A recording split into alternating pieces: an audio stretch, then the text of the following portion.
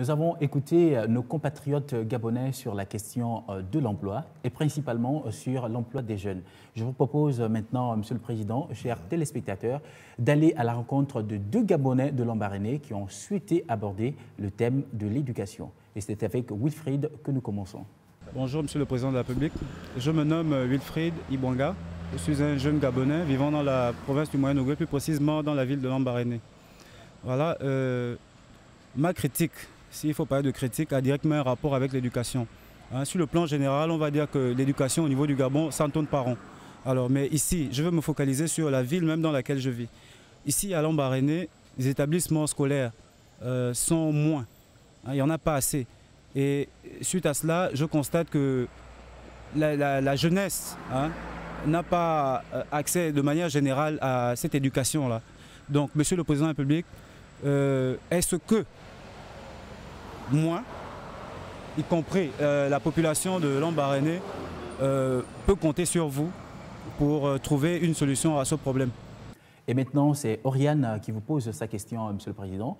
Oriane est une jeune maman qui rencontre quelques problèmes de transport, ne lui permettant que difficilement de donner une éducation digne de ce nom à ses enfants. Nous l'écoutons. Bonjour Monsieur le Président, je m'appelle Matombo Mayombo Oriane, habitante du Karimbouna. J'ai parcouru des kilomètres et des kilomètres pour accompagner mon fils à l'école parce qu'il lui faut une éducation.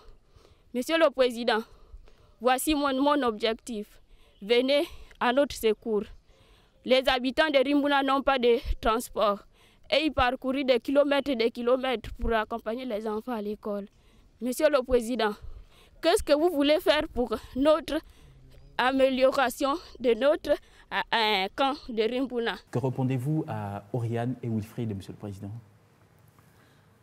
Vous savez, notre succès réside dans notre capacité à assurer l'éducation pour tous, scolaire mais aussi professionnelle.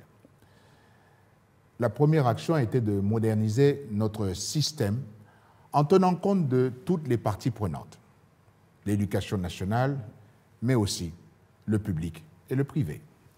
L'État, en tant que premier responsable, a donc convié dès le printemps 2010 tous les acteurs du système éducatif aux États généraux de l'éducation, de la recherche et de l'adéquation formation-emploi. Un forum international des partenaires publics et privés pour une gouvernance universitaire innovante a suivi du 20 au 23 juin 2011 à Libreville. Aussi, un plan d'urgence composé de 3 axes stratégiques et de quelques programmes majeurs a été mis en place. L'axe 1 consiste à rationaliser la gouvernance du secteur éducatif d'un point de vue juridique, réglementaire et institutionnel dans une optique de modernisation de la gestion du secteur. L'axe 2 vise à développer l'accès à l'éducation pour tous, avec une réhabilitation et un renforcement de toutes les infrastructures scolaires, notamment de formation technique, professionnelle et universitaire, avec des pôles métiers et spécialisés en fonction du potentiel des zones d'implantation et des débouchés offerts et souhaités pour le développement du pays. Enfin, l'axe 3 vise à améliorer la qualité de l'enseignement, de la vie scolaire et surtout de l'égalité des chances, notamment avec la réforme profil des enseignants, la mise en place d'un système de santé scolaire, la généralisation de l'utilisation des nouvelles technologies de l'information dans l'éducation. Et pour parler d'Oriane, cela concerne également le domaine du transport scolaire. D'ores et déjà, notre pays met un budget conséquent dans le secteur éducatif en termes de masse salariale, de bourses, de réalisation et de maintenance d'infrastructures. Environ 25 milliards de francs CFA de la Banque africaine de développement ont été consacrés à la construction des universités de Mouila et d'Oyem. Ce financement s'inscrit dans le cadre du projet Éducation 4 d'un montant de 81,5 milliards de francs CFA, dont 51% sont destinés aux 2 universités Mouila et d'Oyem et 49% à l'édification et à la réhabilitation de lycées à l'intérieur du pays.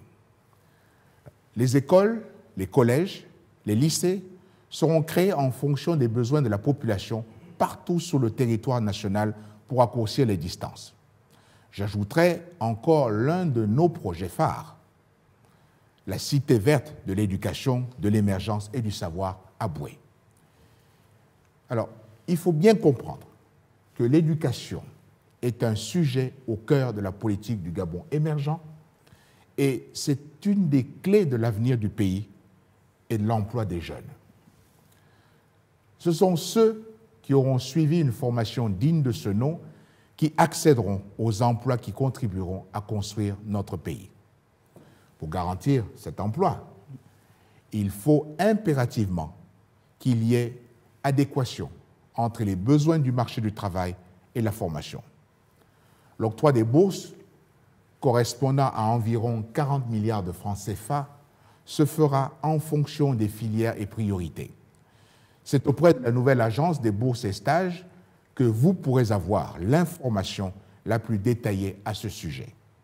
Mais j'insiste sur un point. C'est à vous, les jeunes, de faire d'un Gabon en chantier la nation émergente que je veux voir naître et que tous les Gabonais attendent.